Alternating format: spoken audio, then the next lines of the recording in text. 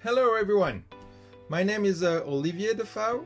I am the Drone for Health program lead at VillageReach, a not-for-profit organization that collaborates with governments, partners in the private sector to build people-centered health solutions that improve equity and access to care. It's been a real honor to be once again this year one of the judges for the 22 Airwards contest and review the amazing achievements that so many of you have accomplished this year.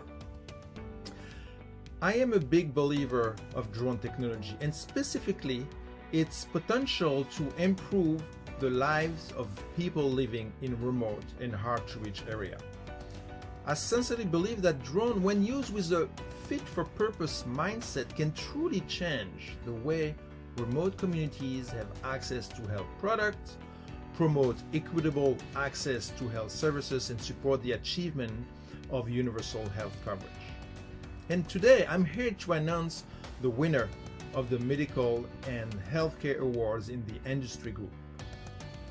And without further ado, the winner is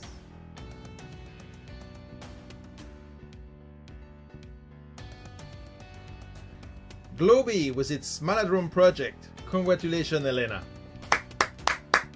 Thank you so much for this award, Airwards. I'm Amelia Nygren from GLOBHE Drones, and we have won in the medical and healthcare category. We won for our project, the VillageReach project, which we do together with the Liverpool School of Tropical Medicine and our incredible crowd droners on site in Malawi every single day.